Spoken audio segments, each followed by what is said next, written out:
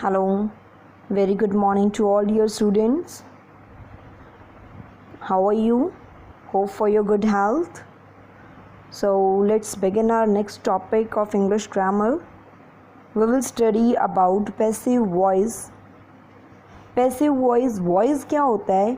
It is a sentence pattern depending upon the position of subject and object. एक होती है passive voice and second होती है active voice. हमें पता कैसे चलेगा कि कौन सी जो सेंटेंस दिया हुआ है that is in active voice and which one is in passive voice, कौन सा पैसिव में है कौन सा एक्टिव में है, हमें कैसे पता चलेगा? तो आपको क्या करना है, आपको सेंटेंस दिया गया, मान लो कोई भी, जैसे Ram studies a book. Ram क्या कर रहा है? बुक को स्टडी कर रहा है। यहाँ पे एक्शन कौन कर रहा है? डूअर कौन है? काम करने वाला कौन है? राम। तो राम आगे दिया हुआ है, जो भी मतलब काम करने वाला है अगर वो आगे दिया हुआ है फर्स्ट पे तो उसको बोलेंगे उस सेंटेंस को active voice. I hope it is clear for everyone. Active voice it is a sentence structure which follows the pattern. नीचे आपको पैटर्न दिया गया यहाँ पर। पहले उसमें क्या होता है? सब्जेक्ट। सब्जेक्ट कौन होता है? जो एक्शन को करता है, कोई भी वर्ब को परफॉर्म करता है, कोई एक्शन कोई भी काम वो करता है तो उसे बोलेंगे सब्जेक्ट। प्लस हेल्पिंग वर्ब होगा उसमें, एक मेन वर्ब हो सकता है एंड ऑब्जेक्ट। इस तरीके से होगा। ऑब्जेक्ट इसमें लास्ट में प्रेजेंट होगा। सब्जेक्ट कौन होता है? It is the doer of the verb.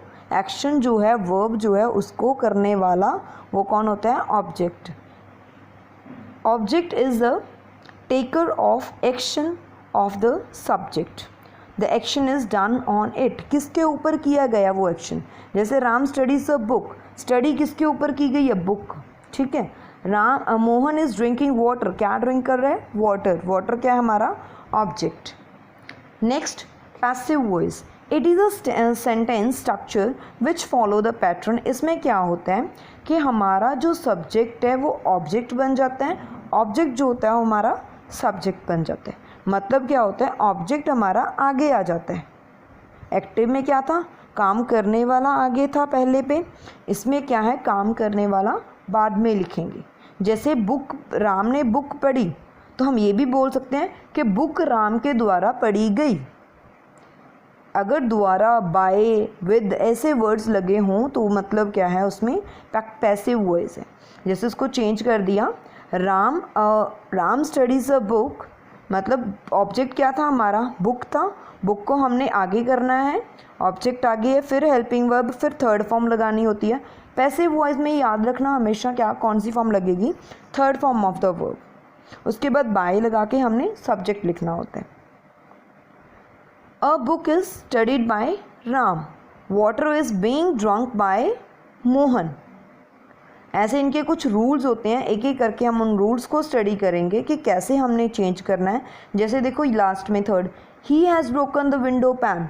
उसने विंडो पैन तोड़ा, विंडो पैन उसके द्वारा तोड़ा गया। Window pane has been broken by him. He का क्या बन गया? हिम। ही को एज अ ऑब्जेक्ट यूज़ करेंगे तो वो क्या बन जाता है? Him. It is compulsory to have a object to change a sentence and passive voice. Without object there cannot be passive voice. अगर हमारे पास ऑब्जेक्ट है तो ही हम उसको पैसिव में चेंज कर सकते हैं, अदरवाइज हम उसको पैसिव में चेंज नहीं कर सकते। जैसे दिवाली इज़ सेलिब्रेटेड, इसको हम चेंज नहीं कर सकते। क्या सेलिब्रेटेड, कब सेलिब्रेटेड, कुछ नहीं, मतलब आगे ऑब्जेक्ट जो है नहीं मेंशन किया गया। He is invited to the party, इसमें भी ऑब्जेक्ट नहीं है। नेक्स्ट देखो कैसे हमने चेंज करना है, इंटरचेंज कैसे है, एक्टिव को पैसिव बनाना, पैसिव को एक्टिव बनाना। कैसे चेंज करेंगे? फर्स्ट देखो, if we want to change the sentence from active to passive, active में है पैसिव में कन्वर्ट करना है तो क्या लगाओगे? We position the object in the beginning. जो भी उस सेंटेंस में ऑब्जेक्ट होगा उसमें उसको स्टार्टिंग में रख देंगे एंड जो सब्जेक्ट होगा उसको एंड में कर देंगे। जैसे यहाँ पे एग्जांपल देखो, राम ईट्स बनाना। राम क्या था? हमारा सब्जेक्ट, इसको लास्ट में रख दो। बनाना क्या है? ऑब्जेक्ट को आगे कर दिया पैसिव वॉइस में, ठीक है। बीच में रूल्स होते हैं, वो हम आपको बताएंगे कि कौन से टेंस में कैसे हमको चेंज करना है। By is used before subject, जो हमारा सब्जेक्ट था उसके आगे हमने क्या लगा देना है, bye.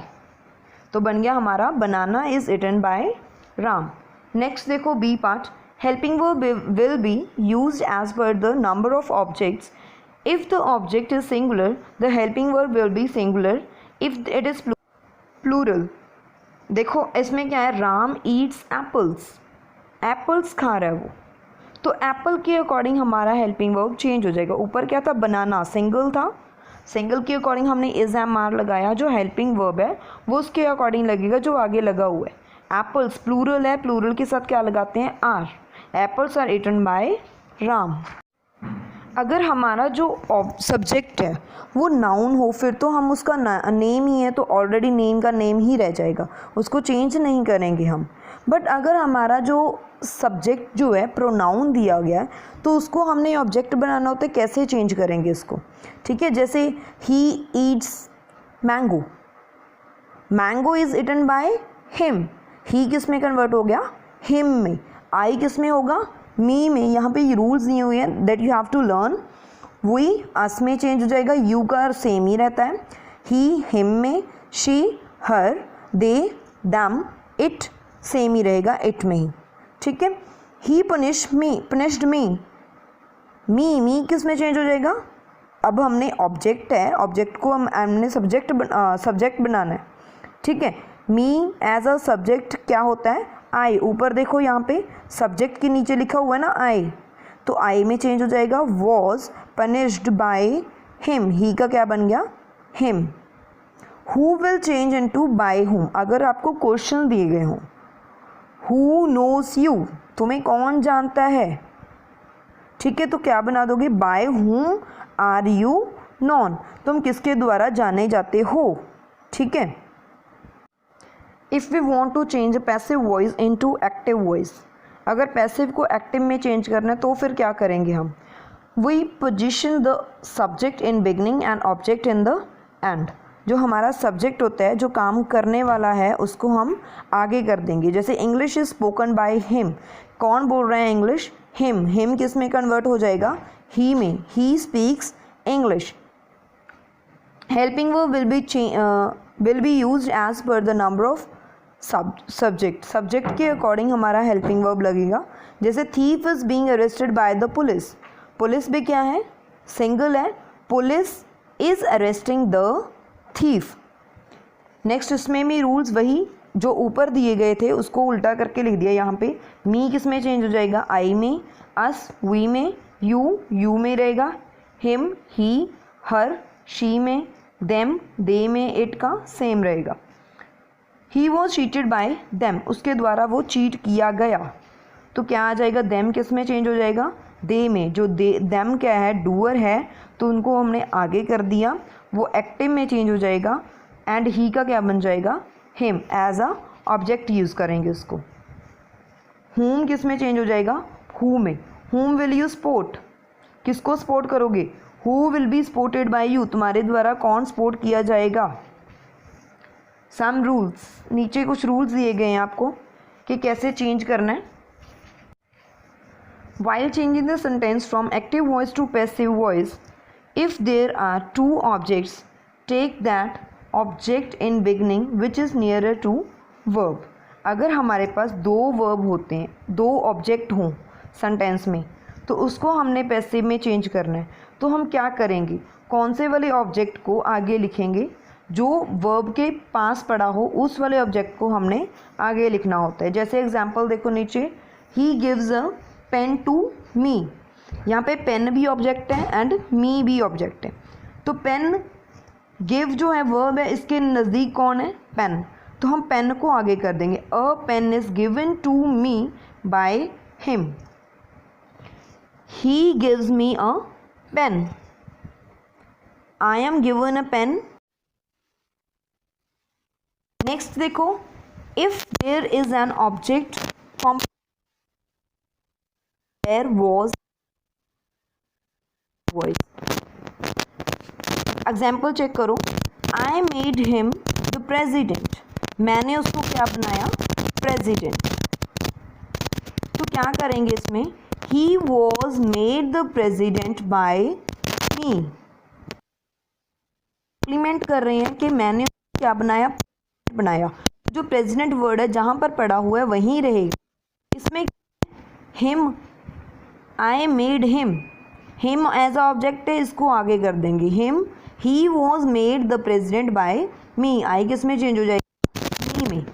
If there is a preposition with the verb, verb के साथ कोई प्रपोजिशन है, जैसे प्रपोजिशन कौन से होते हैं, एट, इन, ऑन, ये सारे क्या होते हैं कि कोई चीज़ कहाँ पर है उसके बारे में बता रहे हो वर्ड्स, वो होते हैं propositions.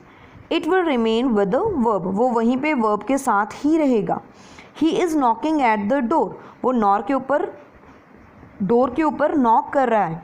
The door is being knocked eight word जो हमारा है वर्ब के साथ ही रहेगा, ठीक है, बाय हिम।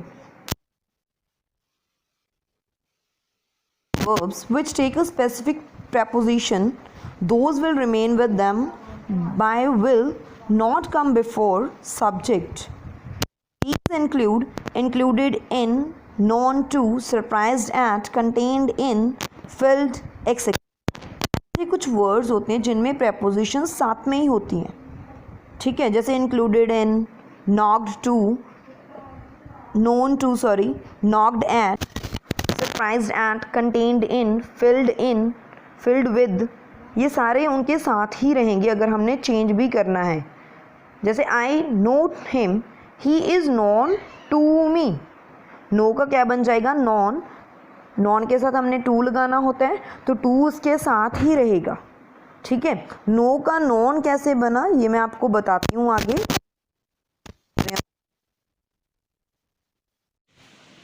आज हम प्रेजेंट इंडेफिनिट वाले ही करेंगे, ठीक है। पहले प्रेजेंट इंडेफिनिट में अगर कोई चीज़ आपको दी होती है उसमें क्या होता है, वर्ब की फर्स्ट फॉर्म, उसके साथ क्या लगा होता है, एस और ई एस। नेक्स्ट चेंज करेंगे अगर पैसिव में तो इज़ एम आर में कन्वर्ट हो जाएगा। हेल्पिंग वर्ब कौन सा लग जाएगा, इज़ एम आर, सिंगल के साथ इज़, प्लूरल के साथ आर एंड आई के साथ एम। उसके बाद वर्ब की कौन सी फॉर्म बन जाएगी, जो मेन वर्ब आपको फर्स्ट फॉर्म दी होती है जिसकी, उसकी कौन सी फॉर्म आ जाएगी, थर्ड फॉर्म। उसके बाद लगा दोगे बाय सब्जेक्ट। ये आपको कुछ एग्जाम्पल्स दिए गए हैं नीचे, हर एक रूल भी दिया हुआ है, साथ में एग्जाम्पल भी दिया हुआ है। जैसे इंटरोगेटिव में देखो, do, does plus subject plus verb की फर्स्ट फॉर्म प्लस ऑब्जेक्ट। इसमें क्या करेंगे, सब्जेक्ट हेल्पिंग वर्ब आगे दिया हुआ है तो आंसर में भी जो पैसिव में कन्वर्ट करोगे तो भी हेल्पिंग वर्ब को आगे कर दोगे, प्लस ऑब्जेक्ट लगाना है, फिर वर्ब की थर्ड फॉर्म, फिर बाय, उसके बाद सब्जेक्ट।